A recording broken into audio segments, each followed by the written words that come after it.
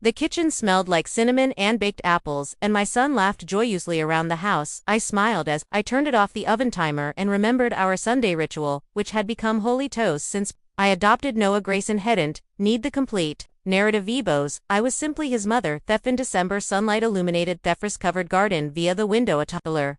I recall his little hand clutching mine, like a forgotten photo in an album. The remembrance seemed distinct and distant. Noah Grayson was 19, tall and broad-shouldered. He grinned the Defertleys. He was quiet yet strong. He couldn't comprehend how much he touched Noah. Grayson entered the doorway with mousy hair and an off-center sweatshirt. Timer rang, and I looked up. "It smells amazing, Rachel Morgan," he remarked, leaning the frame. "Hunger is the cause." I took the apple pie out of the oven. "I jacked," he chuckled warmly and boyishly, making me feel good. His culpability was admitted. I valued these times because he reminded me how much his presence filled the emptiness after physicians verified my inability to have children. My spouse Mark Ellison left years ago. My life collapsed when he departed.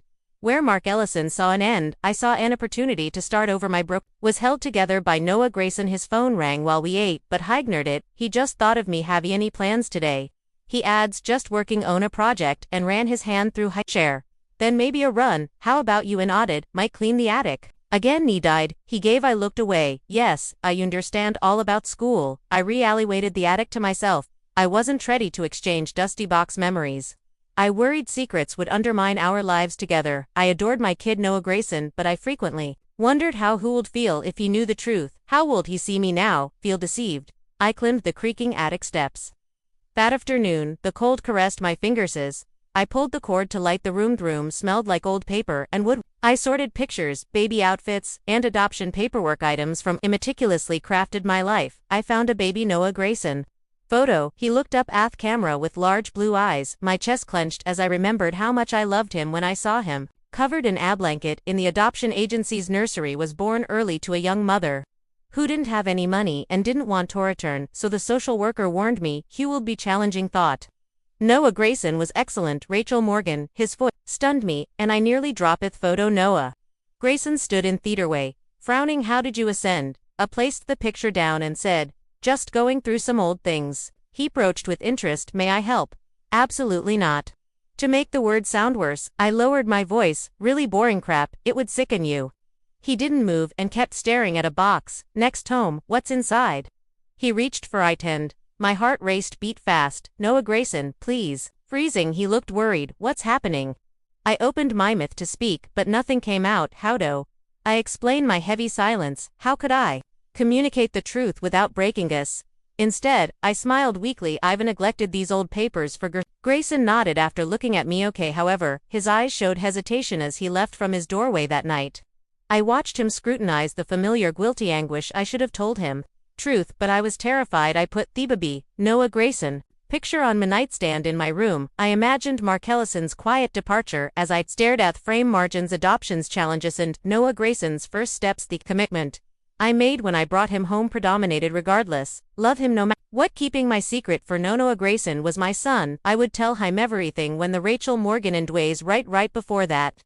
I believe it in our link without saying it. Love antrastast tie greater than blood. Long tranquil nights replace short winter days. We developed a new rhythm at home, watching movies, trying new foods, and blowing together warmed our relationship. Looking at him now, he couldn't ignore him. He set his jaw when paying attentively how his smile lit Oopie's eyes. A mother shouldn't think about these issues often. They lingered in my memory like thorns. What about movie night? One night Noah Grayson called from the living room.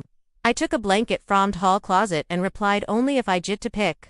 He grunted, "Okay, but if it's another dull drama, I'll make popcorn to pass the time." He sat next to me on the couch as I laughed. "More testing is needed. Something can be fun without going off." I made, mocking them. He smiled at me. "Explosions improve things." When the movie started, it was quiet. He looked warm from the screen. I felt his arm on the couch back when the opening credits and the main event, even though he did it often. Touching my shoulder made my heart skip a beat. I convinced myself that was only a mistaken touch. Warmth persisted, making think wrongly. He dropped my arm. He adjusted the blanket to fit better. He looked at me out of the corner of my eye. His expression was unreadable. "Are you okay, Rachel Morgan?" The question was asked shakily. I nodded quickly, adjusting. Of course, we had static tension. Even I didn't push. I pretended to yawn during credits, standing to fold the blanket. I added, "It's bedtime for Mindly. Stay up till midnight." He said goodnight, Rachel Morgan. His ice lingered on me longer than usual. My garage was cleaned by Noah Grayson the next morning, surprising me. Noah Grayson rarely leads on Saturdays. We laughed. Oswa dug through old things, turning a task into fun. He showed me a fading photo of and said, "Hey, check this out, Rachel Morgan, you were kind of a cutie." I rolled my eyes and grabbed it. "Thanks, Ethink." Laughing, he leaned against Thurkinch. "But to think you were my age's weird. Seems you've always been Rachel Morgan." My words were lodged in my throat, so I waited. I wanted to tell them how Webby a family, but I didn't want Thomas, the Rachel Morgan aunt. Instead, Ismail, not born middle-aged. Yes, I had insane days. No chance. I laughed while hitting him with the image I've heard of. It dodged and smiled. "Okay, don't tell Anian. He should know the garage was cleaner by nightfall, so I got us takeout to thank our efforts." While eating at the kitchen table, the heater silently hummed. Then Noah Grayson's phone rang on the table. He glanced at it and switched it off, asking not going to answer. Ashrogats. Not important though, just a friend. I noticed his cheeks were flushed. Boyfriend made fun of them. He shook his head swiftly. Nothing like that, dates aren't my thing. I tried to seem normal, but the unexpected release stung. Mr. Mac. He stared into my eyes to Longend, added, "It just feels complicated. Still, some people are worth it." The room shrank, and there was an unspoken tension between us. I looked away. "While getting me water, make sure the individual you meet is suitable. Meet them," Noah Grayson added, or he with a weird smile. I raised an eyebrow to hide my amusement, or Hugh Hen. The tension dissolved. Laughter burst out, but the Rachel Morgan aunt stuck with me. After Noah Grayson went tobed, I walked the empty home alone. Moonlight cast gentle shadows through windows. I paused and looked inside because his door was open. He was asleep and seemed serene in the faint light. As I stood, my chest tightened, and I felt like a storm of unnamed emotions was coming. I considered Noah Grayson my son in every way. Even though he wasn't biological, we had changed, and I couldn't deny that. While I watched him, my heart was reacting inappropriately. I quickly turned aside, returned to my chamber, and covered my chest. It was wrong. It was wrong to feel this. I loved and cared for him as my son for years. However, telly were blurred, and I wasn't sure how to correct it. In the morning, Noah Grayson caught me holding a hot coffee and staring toward the kitchen window. "Where you okay?" he questioned anxiously. "What is it about?" I smiled while he continued. After pondering, I shrugged. "Like you, yes." He smiled softly, softened, and said, "Noah Grayson, you're ill grown up already. It seems like he just taught you how to tie your shoes yesterday." Rachel Morgan, I'm not the same person I am without you. His comments made me want to cry. I looked aside to do the dishes. "Noah Grayson, you're always on now." I said it to myself more than him, but I wasn't sure I was enough. As winter to spring, we joked more at home and our friendship blossomed. Noah Grayson started coming to me more for comfort and company, not just casual discussions. I liked and feared the same things simultaneously. One peaceful evening, he touched my arm while sitting next to me on the couch. After staring at me during dinner or brushing my arm in the kitchen, he sensed his warmth. I forced myself to story straight ahead because my heart was beating despite our proximity. "Rachel Morgan, are you okay?" he said shakily. I shook my head. "Too soon. Of course, why wouldn't I be?" he asked. "You seem different lately." Anxiety was evident. Something else in his gaze I couldn't identify. Far away, I struggled to grin because of his eyes. "Noah Grayson, I'm okay really." He seemed uncertain but hadn't say anything. I felt compelled to talk immediately when I saw adoption paperwork in the attic going off the sunset, and I discovered Noah Grayson in the living room. The mansion was pale gold. Hesed at the window with a book on his lap on lengthy legs. He smiled at me when I entered. My chest tightened with a smile. He said, setting down the book, "How are you?" I didn't know what to do, and supported my shaking hands on a chair back. "Noah Grayson talk." He sat up straight without smiling. "What's wrong?" Swiftly said, "There's nothing wrong." Despite my throat lump, I just wanted to tell you something. "I should have told you this a long time ago." He frowned and leaned closer to speak. "What is it?" Few words weighed on my chest, so I took a feeble breath. "You're adopted." A searing quiet followed. Initially, his face was unchanged. It appeared the word Shadon touched him. His eyes slowly opened bigger, and his mouth opened small. His voice was practically a whisper. Ash repeated it. "Although I was crying, I consented always. My kid Noah Grayson. You were mine when I held you. No, I didn't birth you." I saw astonishment and disbelief in his eyes. "I didn't want you to feel inadequate. I didn't want you, tourist. You are my son, in every capacity." Ash turned away. His jaw tightened, breaking my heart. He didn't respond when I sat next to him and wanted to shake his hand. My whisper was so quiet. "Noah Grayson, you couldn't hear me say something." He turned to me with tears in his eyes. Shocking me, mean, he thought. Sephora, Rachel Morgan, and then his eyes lock it on. Mine, what I feel about you right now. It's not the same, we didn't want to say how we felt, but the air between us, go thieve. With it my hands were shaking in my lap as I swallowed hard. Hey Noah Grayson, you're my son, he quickly said, Ickna. His voice rising, but my voice broke. This is not right. He looked into me eyes and said maybe it is, but I can't change how I feel. My chest swelled in a storm of emotions. Was a buto hit me. That's not what you mean. Hesed, I do. Keeping his eyes on her, I believe you also feel it. I turned it away. Base, looking into his eyes was too risky and raw. It's complicated but it's true, Rachel Morgan, I don't think I'll ever feel this way about anyone else. His comments shattered my heart and made mockery. He reached out and touched my hand softly, but firmly. Well, work it out, Agather. I shook my head and let my tears fall. I said it over and over, you are my son, as if that would erase the feelings, and you're everything to me.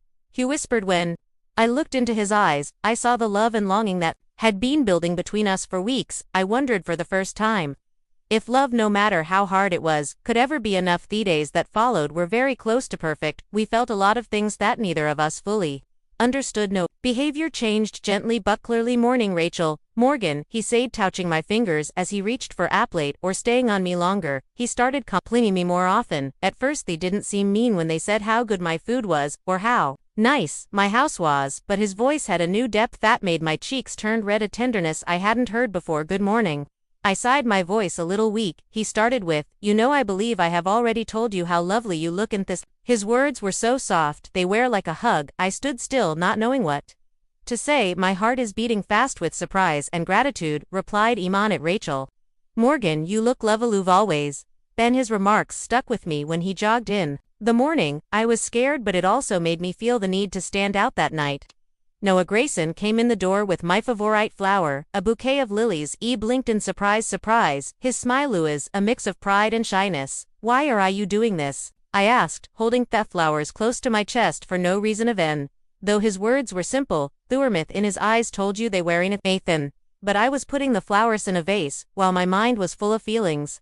I wasn't ready to face Balukt. After I appreciate everything you do, I said thank you. But my voice washered to hear because I tried to avoid looking at him. I told him it wasn't kind as I stepped closer. It's the truth with the pand. Next strengthened his love over the next few days. At first Noah Grayson helped me with things I was used to doing alone. He fixed the squeaky garage door, cleaned the gutters and carried the groceries, even though they weren't heavy and no one asked him to. He also gave me light kiss on the cheek as he walked be in the kitchen. His hugs and hand touches on the couch made me feel Sapphire. Afternoon, the early spring sun warming the air. Noah Grayson brought 2 mugs of tea outside and sat down, delicately pressing his shoulder against mine.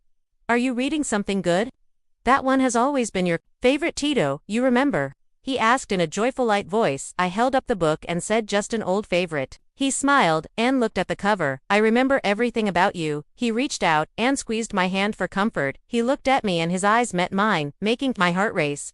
I felt weak because he looked at me so intensely, like he could see every thought and feeling I tried to hide. I started to say, Noah Grayson, but words wouldn't come out. You don't have to say anything I love and value. He reached out and squeezed my hand for comfort. It was a gesture that reminded me how close we'd become, so I quickly pulled my hand away and set down me coffee to do something else. That change in our relationship was now dubious to ignore. Noah Grayson showed affection beyond what might be expected between a mother and son. I tried to tell myself it wasn't dangerous, but a part of me knew it wasn't. I still couldn't push him away. Came up behind me one night. I was making dinner at the stove. A long day, he asked, and his voice was close. Tomini, I told him a little. My breath caught as his finger started to work the stress out of my shoulders. He said in a low voice, you do too much, you don't save. Too I want to. You gave me love, a life and a place to live. Now it's my turn to repay you. As I turned around to face him, he put his hands on my arms. His intense eyes and serious face made my chest tighten. He said to his Rachel Morgan, in a soft voice. The air was heavy with memories and unspoken gratitude. We've had been through so much together, fear and longing. I reached up and brushed a stray hair off his forehead, staying on it longer than necessary.